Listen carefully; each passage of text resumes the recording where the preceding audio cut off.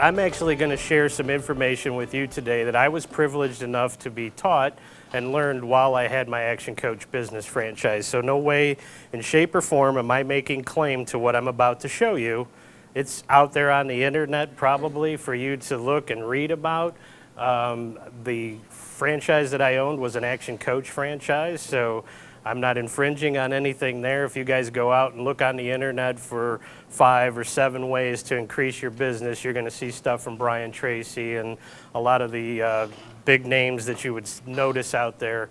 But this is straightforward stuff that you can all take away and apply in your business. And even if you're a salesperson, if you see yourself as a salesperson, but sales people are little businesses with inside of a bigger business. So if you think about your sales practice that way, you can apply these tactics and strategies that I'm going to share with you. So to make sure we get the most out of today, I'm going to ask everyone in the room to eliminate 2 words from their vocabulary for a little bit. And I'm curious, is there anybody here in the room that has teenagers? Okay, hire them now because they know everything. So when you're raising your kids and you go to say them something and you're trying to tell them something, what's the first thing they say? I know. So what we want to do is eliminate that. It's 2 words from our vocabulary, which is I know, because when you do that, it shuts down any learning possibility that you could have, okay? In every situation, whether it's good or bad, there's a learning situation there if you keep an open mind. So then we want to replace that with, isn't that interesting? And I found that this helped with me with conversations with my wife. Versus, isn't that interesting? Tell me more. Because when you let somebody actually tell you something, you do open your mind to the possibility of learning something or looking at something from a different point of view.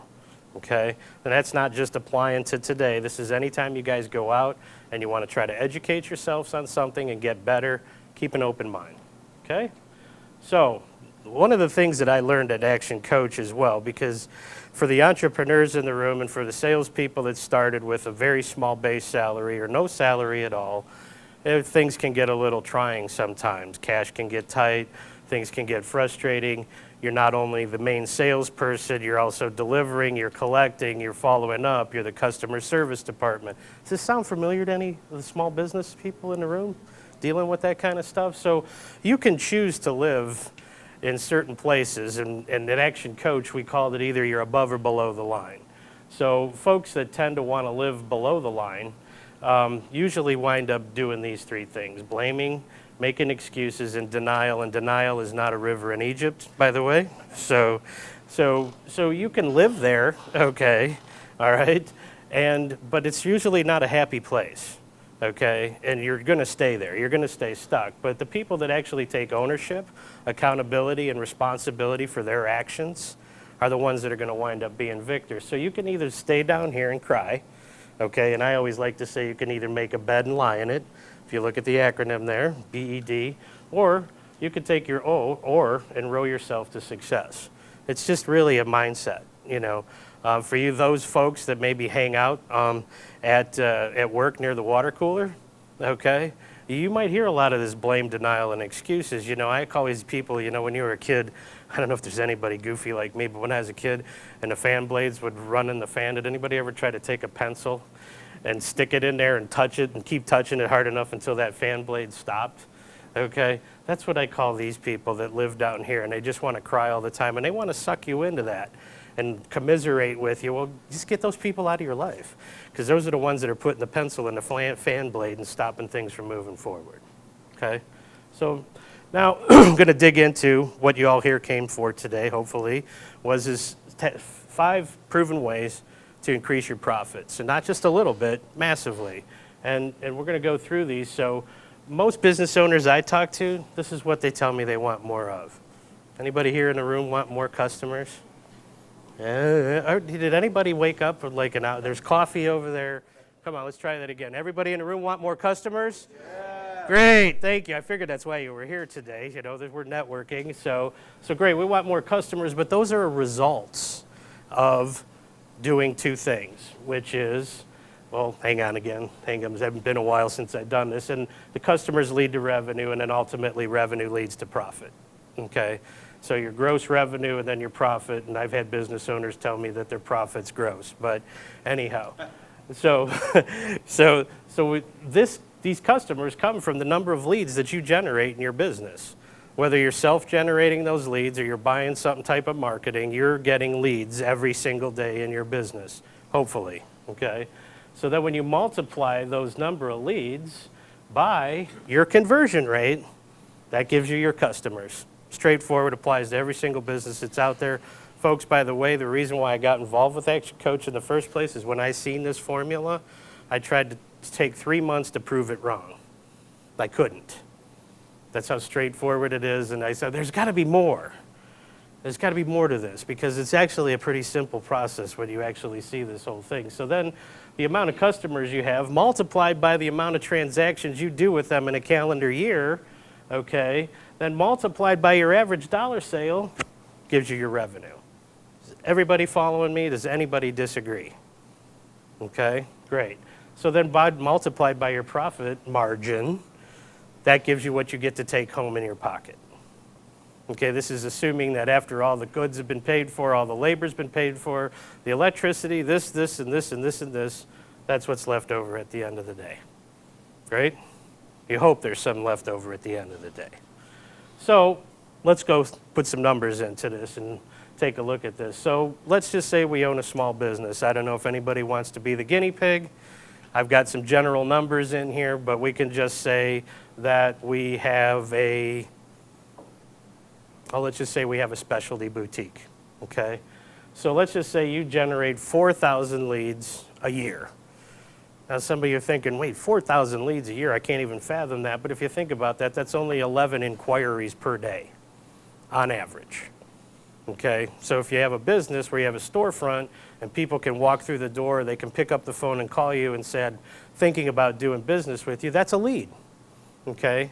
So Kathy, if somebody walks through your door or makes a phone call, I bet if you started tracking that, you'd probably get 11 of those a day, more than likely, which would add up to 4,000 throughout the course of the year. So let's just say we have a 25% conversion rate in that business, okay? That means that we wind up with 1,000 customers, okay? Out of that 1,000 customers, on average, now keep in mind this is all averages, okay? So you get 2 sales a year from that, folks. And let's just say when they do spend money with you, they spend $100, okay? So great, that gives you a revenue of $200,000 a year. And for small self-employed individuals, that's probably not looking so bad right now, okay? So then let's just say we got a 25% margin. That could be a fairly large margin in some businesses. Some businesses have much larger margins. It just depends on what business you're in. So if you're in the business of jewelry, they got about 175% profit margin in what they're actually selling you. At the end of the day, who knows what they've left for themselves, but they've got a fairly high profit margin, which means that you walk away with 50 grand a year. I got a tight little business, okay? I'm my own boss, I don't have to deal with anybody, and I'm taking home 50 grand a year, okay? So now, let's look at how we can impact this. And I'm going to run through this fairly quickly, and then we can come back and talk about some tactics and strategies to increase these things. So let's just say now you could increase these 5 areas by just 10%, okay? So you all know where you're at right now. And if you start taking a look at this and you'd say, okay, great, based on my current lead gen, can I increase that 10% over the next 12 months? Is there anybody in the room that doesn't believe they can? Anyone? No, great. So everybody's on board. So that means we're going to wind up with 4,400 leads, okay? And then if we just increase our conversion rate by 10%, I'm only talking 10%, that's 2.5% increase in conversion rate, okay? We'll come back and talk about how do we do some of these things. I just want to show you these numbers first because I want to make sure we don't run out of time. So now, all of a sudden, just those 2 increases gives me 210 more customers. Kathy, what would your life look like if you had 210 more customers in the next 12 months? Yeah, a little brighter, right? A little money left over for mama. So So then if we just take that average transaction and take it to 2.2, okay, and then we increase our dollar sale by $10, which is super easy to do. I'll show you how to do that in a minute, okay. Look at where we take our revenue. $92,000 more just by those simple little increases in each one of those areas. And then if we do the same thing on the profit margin, all of a sudden we're taking home 80 grand versus 50 grand. Anybody in the room here be okay with 30 more grand in their pocket next year? Okay, so great. So 12 months from now, hopefully some of you can email me and said, Bryan, I took this to heart, I went away, I applied it in my business, and son of a gun, it worked. Okay, because I can tell you right now, if it works. Okay, that's as straightforward as it is, folks. That is the business model. This is for not only a small business, it's for large business, and it's for that independent contractor guy that's out there working straight commission. Because basically you are a business, okay? And we're gonna have some fun here in a minute, and we'll throw some numbers in there. But that is a 46% increase in revenue and a massive 61% increase in profits. And the reason why I say massive is when most business owners sit down and they're doing their strategic planning at the end of the year and they're looking to next year, and you know, the middle of this year is gonna be here before we freaking know it. And this is really to start thinking about what am I gonna do next year, you know, because if you're planning in December for next year, you're behind the 8 ball already. Okay, so start thinking about next year now, okay, and what am I gonna do to get these increases? But when you normally sit down and talk in a room and you're a business and you're strategizing with your team, most guys are thrilled to get a 10 or a 12 or a 15% increase in profit from one year to the next. Some big businesses think it's huge to have a 5% increase in profitability. We're talking a 61% increase in profitability, okay? So now let's go back and talk about some strategies, and I want this to be an open conversation. Feel free to raise your hand, speak out. So is anybody in the room right now doing any sort of lead generation for themselves? Okay, I got a dead audience today. All of you raise your hand. Please, I want to make sure you can do that first and foremost. Okay, great. You're all here networking. That's part of what your lead generation is, okay? Right? Okay, great. So out of the people in the room, how many of you bothered to brand yourself today? Hello? If you got a business, you ought to be wearing it, okay? You're a walking billboard, okay? I can't tell you how many times on the golf course I had somebody say, what the hell is locology? I didn't approach them. They just asked because I was standing in line waiting to pay or whatever. They asked, there's actually 2 people in this room that can help you out with that. Larry, Kathy, they can both help you with their branding, okay? These are branding specialists. I suggest if you haven't done that yet, to get together with one of those folks afterwards, okay? So that's one simple thing you could do in your networking world, but if any of you guys buying any kind of print or radio, television, anything else you're doing for lead gen? No. Well, there you go. You got all kinds of opportunities, okay? So what am I gonna do now outside of networking? If I'm not doing, that's the only thing I'm doing to lead gen, okay, you've got tons of opportunities. I've got some sheets here that actually have, I gotta put my dang cheaters on because I'm getting old. There are 104 different ways to market your business on this sheet, okay, yes? Different businesses, different ways to market. The challenge is finding the best way for your business to Yes, right. print ad, radio, Right. et cetera. I mean, I think probably most of us are doing something in addition to networking, I would imagine. It's just a matter of what is it working for you? Is it the best way to go? And Right. trying to tweak that is Right. always the challenge. Right, so there's a number of things you could do. Obviously, we help our customers generate leads through their website. Okay, does anybody here in the room have their own website? Okay, when was the last time you actually seen how well you showed up in the search engines for your specific product? I don't mean just searching your name. So somebody that would be looking for you, how well do you rank on the internet for the area you want to service? If it's not working, then you should get together with your webmaster or the guy that does your website and think about that. What does your website say about you? Okay, because I'd tell you right now, you folks are all networking in the hopes that somebody else in this room or the other people that you meet with think enough about you to actually refer you to somebody that they trust and care about already. Okay? So when they give you that referral, what do you think the first thing is that they're going to do? They don't know the guy from me. I think you should talk to Larry. Here's his card. What do you think they're going to do? They're going to Google Larry's name. They're going to Google Larry's business. So what yes, sir? I just want to make sure I saw Mr. Google, the head Google Analytics guy.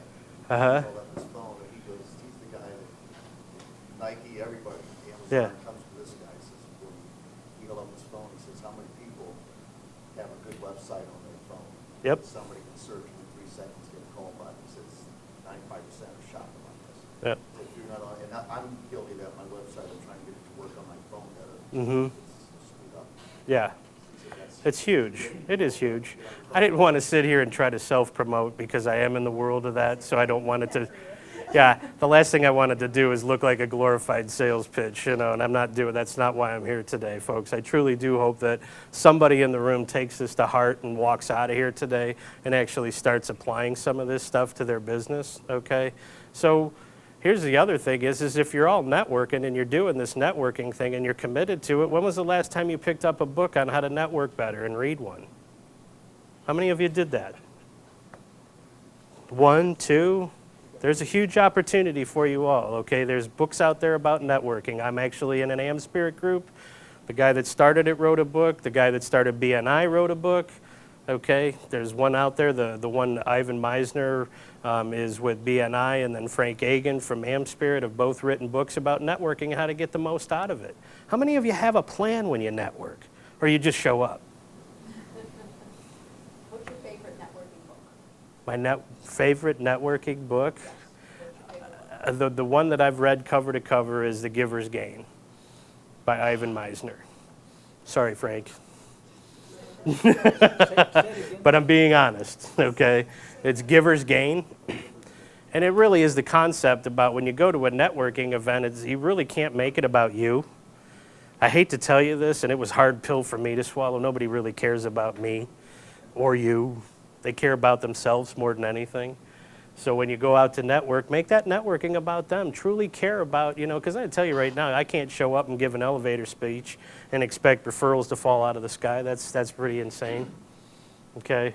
You got to get to know that person, outside of these meetings like this, when you make a connection with somebody that you think makes sense to get together, reach out, schedule a coffee meeting, get to know that person, and truly try to give them some value before you ask for anything. Bryan, Yes, sir. Simple line that I think is pertinent to this. Most people say, what's in it for me? Uh-huh. You're turning that around when you're talking to someone, what's in it for you? Yep, it's the radio station everybody About listens that, to. About what's in it for the person you're talking to. WIIFM. It's the station everyone's tuned into most of the day. What's in it for me? So, but there are, local newspapers can be fairly inexpensive, okay? Most of the folks in the room, you're of smaller size of business, so I can tell you right now, radio, television, billboards, that kind of stuff's out the window for you folks right now. Costs way too much money, covers way too big of a territory, and hits way too many people that have no interest in you whatsoever, okay? But if you can find some place to advertise that covers your niche, okay? One of the big things we did after wasting tens of thousands of dollars, and I'm not kidding, tens of thousands, okay? We spent $10,000 on AdWords, the same stuff we do for our clients. We couldn't generate a solid lead. Same thing we do for our clients. We test and measure it. If we can't get them a lead from AdWords, we tell them to stop doing it as quick as they can. Okay, so the first thing I want you guys to do is if we go back and we look at this process, okay, and we're going to do something for fun. We're going to increase this by 100%, and I'm going to show you guys some numbers that'll blow your mind. If you just start tracking these things, they're going to increase. And the reason why I say that is what gets measured gets done. Okay? I'm fat right now. If anybody's known me for more than 20 years, they see me get fat, they see me get skinny, they see me get fat, they see me get skinny. But I'll tell you what, when I decide to get skinny, the only way I get skinny is to track what I'm eating. I write down, I weigh everything that I stick in my mouth. I count every single calorie because I know that if I go over 1,800 calories a day, I'm going to get larger. It's a simple process. Calories in, calories burned. Okay? So it's the same thing. Anytime you want to get something done, you got to track it. You got to put a tracking system behind it. Okay? So how many of you are tracking how many leads you generate per day, per week, per month, per year? Cool. All right, then how many of them, how many people know their conversion rate right now? You know, from lead to customer. What is that number? Okay? And then make sure that you're tracking how many transactions do I do in a calendar year with this person. You know, if you're in a business and you got QuickBooks, all those numbers are there at your fingertips. You just have to pull out a calculator and start dividing and multiplying. Simple math. Yes? Bryan, one of the questions I have is, how do we define leads here? Because in my mind, the way I'm looking at this, at least for me, is a lead can be a potential client, but it also can be a potential referral source. Absolutely. And so sometimes, but back to your point, I mean, I admit I am not good at tracking. Okay. I was just going to wonder if you have any insight into potentially how to track leads that might be potential referral sources. Right. Well, if you look at that, they're actually two different animals. Okay. Connecting Brad with somebody that could possibly, what I call, give wholesale referrals, that's not necessarily a immediate lead. That's more of a lead gen strategy for him. Okay. So then what you would do is just track how many referrals you get from that person and then how many of them actually turn into customers, because every time that person says, Neil, this guy's up to his ass in alligators, you got to save him. Okay? And he calls you and the guy has you out and he says, yeah, this is my problem, and you know you can help that problem. Whether you get the business or not, that's a lead. Okay? They have a need and you can help them get to the end game. That's a lead. Now, if a lead comes to you, okay, and it's just not a good lead, you know, that's going to be one of those ones that gets scrubbed off. You know, we all have that happen. I could refer Joe a landscaper, and all of a sudden he gets in front of this landscaper and he gets stupid on him. You know? Yeah. Okay. So you know, so the fact is you just got to, can I do business with this person? Does he have a need that I can fulfill? That to me is a lead. Okay? So whether or not they've got enough money to afford you or whatever is a different story, but it was still a lead. You know, so. Yeah, as far as tracking, would you say about a year? In my mind, I have really no idea. I sometimes think, well, you know, various networking groups I'm involved in or various ventures, see how it goes if I've not ever gotten to know the person. Right. Is a year, in your opinion? I would say at least a year when you're testing anything like that. And you know, if you're going out and you got a limited budget and something that you're doing is expensive, man, you better be tracking it really closely. You know, and I mean, give it some thought. I mean, are the customers, the people that I want to do business with, hanging out wherever I'm going to spend my money to market? You know, I mean, I get financial planners that come to me all the time talking about the internet, and I scare them away as fast as I can. I say, just make sure that your profile's up to date. There's no bad stuff going on about you out there, and keep out there building those relationships, because I can't imagine anybody that's got enough net worth that wants to work with a financial planner is going to find them on the internet. He might go to the internet to find out about what financial planners do and what should I look for. You know, so if you can set up your website to download a white paper that says the 7 things you should know before hiring a financial planner, that might help you get that business. But I can't imagine anybody not going to somebody they already know that has money and says, who manages your money? You know, if I needed a financial planner, I'd be going to the most wealthy person I know in my network, and I'd be asking who he works with.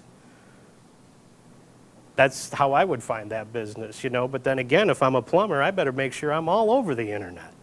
Because quite frankly, I don't know how much of a relationship I need with the plumber outside of him fixing my crapper, okay?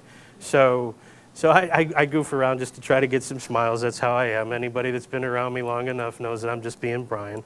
But the one thing is when you talked about showing up on your phone, the other thing that's majorly impactful right now that you all have control over is your online reviews. What do they look like? Okay, you know, I mean, what do they look like? I mean, you know, the average person right now, 88% of the population takes those online reviews with as much credence as a referral from a friend. Now, I'm not suggesting you do that, okay? I'm suggesting you know how to read through referrals on the internet. But I can tell you right now, they make a major impact on whether or not people are even going to move forward, take the next step, and do business with you. So if you're out there on the internet and you've got reviews, make sure they're in the best possible light. And when you get a happy customer and they're telling you they're happy, do everything in your power to get them out there and either leave something on Yelp or Google Plus, or depending on your business, you know, there's a lot of them that are industry related, you know, but people are reading this stuff because they're like, hey, these are peers, these are my peers. This is what they're saying about this company. You know, has anybody not made a purchase online because of a set of bad reviews, other than myself? You know, I tend to use it for restaurants quite a bit. You know, when I'm going out and I've never been there before, I'm in a strange area, I'm looking at reviews. And this is a true story. I actually was hankering for some Chinese food. I had been in Columbus all day and had to drive back home. And I actually pulled into the restaurant. My daughter happened to call me. It's pouring rain outside. I quickly wrap up the call. I said, hey, honey, I'll call you right back. I've been on the road for the last 2.5 hours. I just want to get some Chinese food and go home. So I didn't have a chance to look at the reviews while I was in the parking lot, but while I'm standing outside the door of this Chinese restaurant, I pull up their reviews, and then based on the reviews I seen, I got back in my car and went down to a place three-quarters of a mile down the road, and then got really good Chinese food that now is my go-to Chinese restaurant in North Ridgeville. Okay, but because of those online reviews, stopped me at their front door. And I got back in the car and went down the street three-quarters of a mile to go buy my stuff. Yes? I've been known, I go out and look at reviews, Amazon is a big one. Mhm. And I actually look specifically at the negative reviews, knowing that especially if there's a lot of positive reviews, I'm like, okay, they love the product, that's great, but what problems did people have when they purchased something? Or what negative thing happened when they purchased, and how many negatives are there? Yeah. I'm a lot of times curious to see what went wrong and set my expectations. Okay, I may go to this place, but if something gets screwed up, this is what I'm getting into. Mm-hmm. So I do that a lot. And also, what's the Chinese place in North Ridgeville? Because I'm looking for The Hong Kong. Oh, good, that's where we got. Right, couple doors down from All Fired Up, Yep. which doesn't have such great reviews. Hit or miss. I've had good food, Yeah. bad food there. But anyhow, let's not get down a rabbit trail on restaurants. So that's how I keep my boyish figure up, by the way. I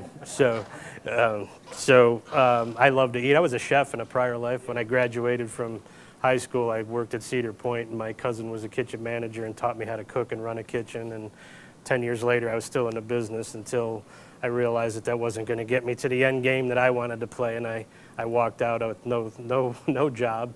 My wife was 8.5 months pregnant, and she quit her job, and I came home that day because I fell asleep behind the wheel on the way to work, and decided that this wasn't going to be right for me, and went into straight commission sales. 29 years later, here I am. So I've been through all these ups and downs. I've started businesses, had them. I've been to the point where you're not making money and the credit card debt's piling up and you're stressing out. I've been there. If anybody's there, I've been there. I know what it feels like. So one thing I do want to talk about, spend a little bit of time. And Lisa, how are we on time? We're good on time. Okay. So, and please feel free, anybody's got questions, anything they want to fire out, go ahead, raise your hand. This is all group discussion now. I'm done puking on you. The one thing, when I was a business coach, the one thing that I concentrated on when I brought a client on is, and they all said that when I first showed you the screen, they all want more customers, they need more leads. Well, wait a minute. I don't know if you need more leads right now. You know, because if you're not generating the right leads, why would you want to waste your time generating more of them? But the one area that I always focused on was conversion rate. Okay? You can increase your conversion. Let's just say you're currently closing business at 20%. I meet with 10 people, 2 of them buy. If you actually increased your conversion rate to 40%, you would double whatever's going in your pocket from just working on that one area. Maybe a lot of you folks in the room can't control the price because you work for a company that sets the price, or you can't price yourself out of the marketplace, okay? The one thing you can do is fix your conversion rate. That means that I got to work on what? Thanks, Joe. In a lot of cases, when we're out in sales, and we're pure sales right now, and I don't have this team of salespeople, and I don't have this and this yet, I'm working there. That's the dream. And someday I'm going to walk away from this a millionaire. Because I ain't know anybody that started a business said, I just want to start a business just to get by. You know, most people start a business because they want to have a certain income and a certain lifestyle that they want, and they want it for many different reasons, whether it be their kids or their wife or their family, or they want to give a bunch of money to a charity. It could be whatever drives you, whatever your passion is. But if you don't work on you, okay, then nothing's going to get better. The one sad thing that comes to play is that when you're in a business, your business is a direct reflection of who you are. Whatever your strengths and weaknesses are is going to come out in the business. And here's one thing that one of my mentors taught me, and it sticks with me to today, right now, is the way that you do anything is the way you do everything. And think about that. And when I go to a restaurant, even though I've read the reviews, and I worked in restaurants, and I read the reviews and I'm going in there, the first thing I do after the waitress sits me is I go to the bathroom and I wash my hands. Anybody want to know why I do that? I'm checking out the bathroom. So if the way you do anything is the way you do everything, and I walk in and your bathroom's deplorable, and I can see that, I can just imagine what the kitchen looks like. And if it's deplorable, I'll come back and I'll politely tell the waitress I'm not going to stay and eat. And if she asks why, I'd say go ahead and walk into the men's bathroom and then tell me if you would eat here. And I feel that I'm doing them a service because you got to pay attention to detail. So how much detail are you paying to yourself? When was the last time you guys read any kind of a book to improve sales? How many of you have ever attended any kind of sales course? Perfect. Okay, did you do it just once and then stop? Because if you did, I can guarantee you half of whatever you learned there went out the window 2 days afterwards. Okay, so if you're not constantly polishing your sword and you're not setting aside time in your calendar to read a book, you know, improve yourself, you know, how do I improve myself in my sales? Okay, so many businesses set their sales process up to sell the way they want to sell. Well, what's wrong with that? Bueller? Right. Absolutely. That's all about you. And to get back to this thing, quite frankly, most people don't care about you until you show them how much you care about them. So when we revamped our sales process at Locology, we did a 360 on that, and we says, okay, well, who cares about how we want to sell to somebody? How do these guys want to buy? Because quite frankly, I know everybody in the room here hates to be sold to, even though we're salespeople. Everyone in this room is a salesperson, by the way. Okay, you may own a business and you're a salesperson. You're the ultimate salesperson then. You're selling everybody. The bank, your employees, your customers, everybody. So why wouldn't you set your salespeople up so people want to buy from you? Okay? Anybody here Jeffrey Gitomer? I suggest getting on his weekly newsletter and starting to listen a little bit. But Jeffrey Gitomer does a really good job about talking about wanting to have people buy from you versus you sell to them. Nobody wants to be sold, but everybody loves to buy. So if I set my sales process up, how do I make it as easy as possible for somebody to buy from me? So we took a look at our industry, and I'll use my industry because I don't want to put anybody on the spot here. What did we do? We looked at, well, what are the things what people don't like? Because I can tell you right now, a great lead for me, and I'll just self-promote for 1 second, is somebody that has worked with somebody in our industry that's been screwed. And almost every single person out there that's ever spent any money on search engine optimization, websites, or anything has been screwed at least once. So we looked at that because we knew it was a problem. Most companies in our industry lose half of their customers every year. We got ours down to 4%, okay, because we don't have a contract. It's a month-to-month service. Guess what? I don't perform, you can leave. We're the only internet marketing company in the country right now that I know of, because I was tasked with the job of coming up with our unique selling proposition that offers a 90-day unconditional money-back guarantee. You don't even have to give me a reason. You call me up. I do have a card, okay. But can you do those things in your business is what I'm getting at. Okay, so we took a look at the way people wanted to buy in our industry, and the upfront pieces is we got to educate. Make sure that they understand exactly what we're getting into, the risks that are involved, and the rewards that can come from it. What are we going to do? Why are we going to do it? And the expected outcome on your business. Okay, and if you can put your customers' needs up front first and understand where they're coming from, that'll have a massive impact on your conversion rate. Okay, bring those walls of resistance down. Find out why people, what are the things that they don't like doing business with your industry? What are the things that they don't? I work with a lot of home improvement contractors. What's the number one thing that people hate about dealing with contractors? They don't return phone calls. What else? They don't stay on schedule. What else? They don't clean up after themselves. Okay? Yes. One of these people are talking about price. I was just going to say, they don't follow their estimates. There's always additional costs. Boom. There you Okay, another reason. So now, if I'm a home improvement contractor and I know these things irritate the crap out of my potential customers, what am I going to do? Well, my unique selling proposition is we guarantee we'll be on time for all our appointments. Okay? We guarantee we'll clean up our mess every day, and we'll leave your house in better shape than when we found it.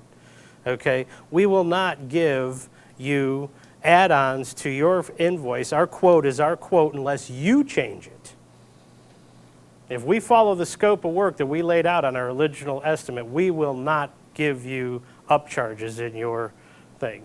Okay? And last but not least, if I don't fulfill all of these things, we'll give you $500 off your project if we fall short on any one of these. So it's not good enough to just say, hey, this is what we're going to do. Put your meat behind it, okay?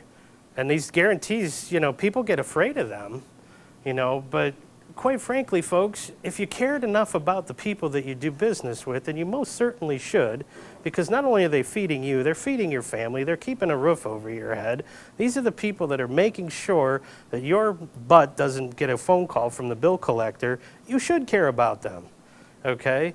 And if you were doing work for them and you fell short, shouldn't you be doing everything in your power to make it right? Whether that means you lose money or not. And if you lost money because you went too far on something, then you're going to have to go back and revamp and look at the way you run your business, okay? But think about those things when you're dealing with people, okay? So put some guarantees in place. Put some teeth behind it, okay? Everybody knows how Domino broke into the billion-dollar pizza industry, right? Does everybody remember? You guys don't remember what Domino's did to break into the market?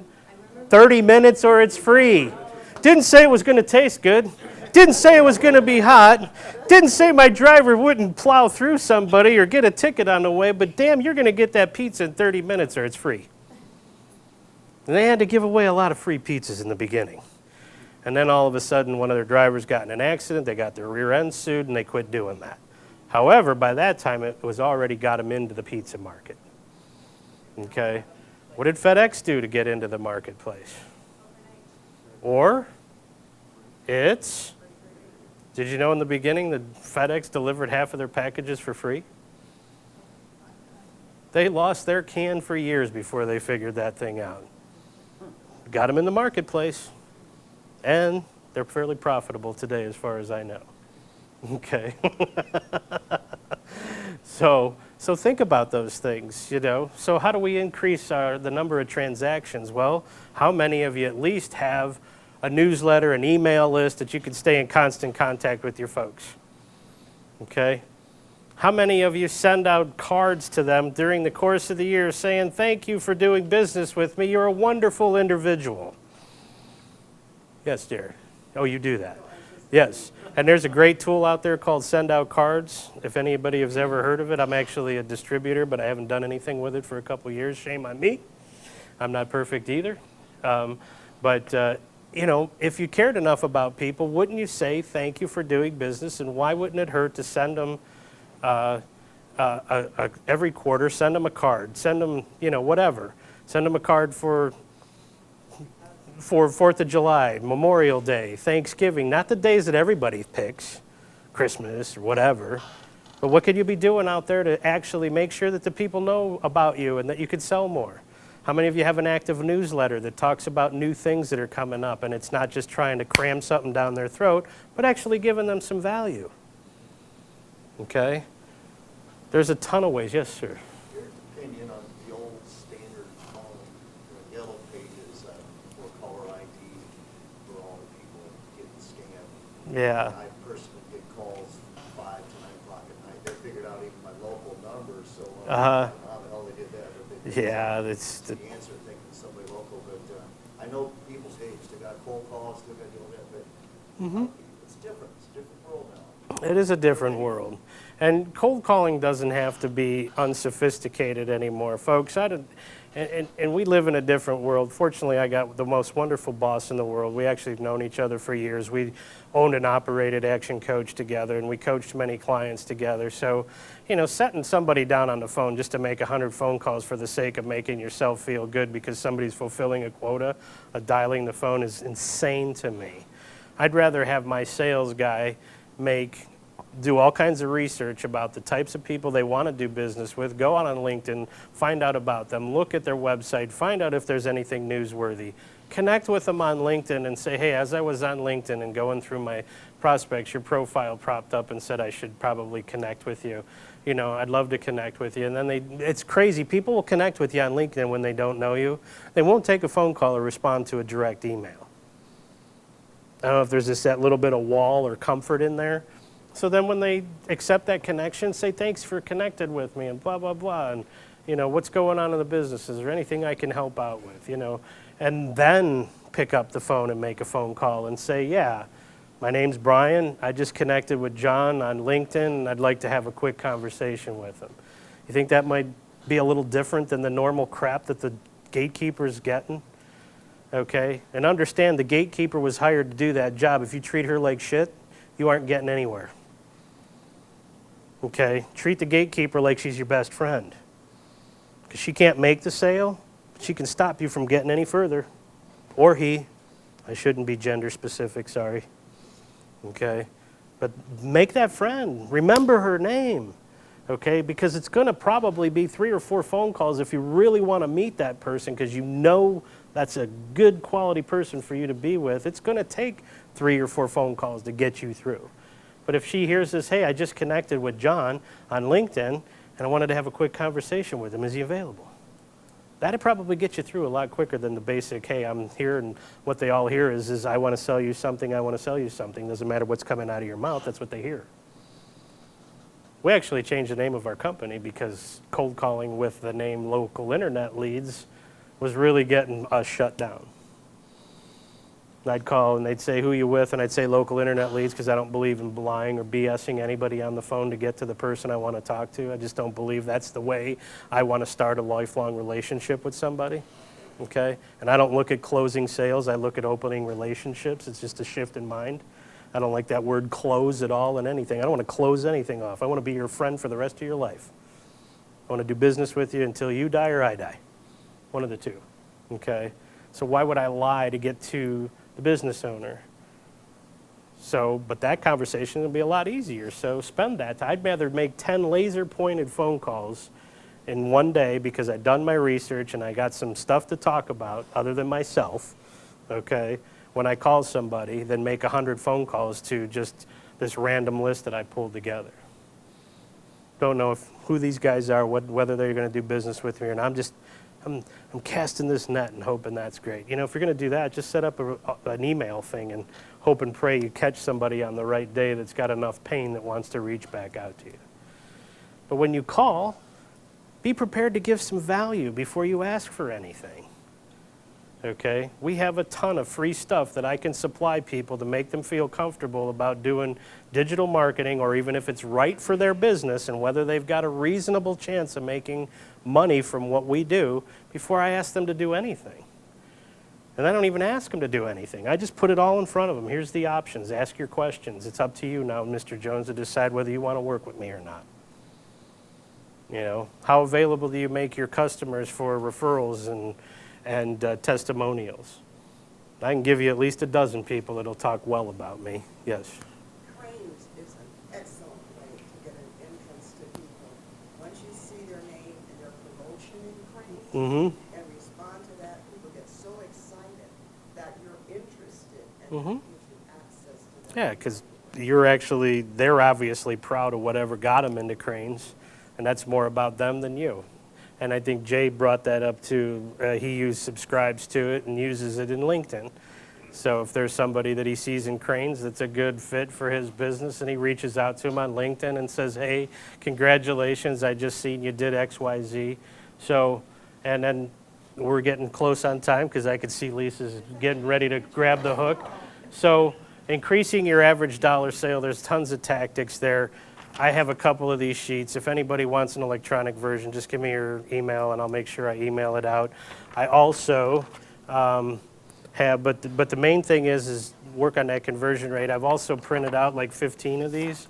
So you can take this back and you can put your own numbers in there and start playing with the math and see what it does to your profitability. I'll leave these up here. Also, as a parting gift, back from my business coaching days, Brad Sugars wrote a whole series of these books, and I have 4 copies of The Business Coach, which will dig into this in much deeper and also talk about how to set your business up to run without you. And then I had one from a real estate coach, so if there's any real estate people in the room that are interested. But I have 4 copies. They're free, not charging anything. I guess first come, first serve. I'll leave them on the table. I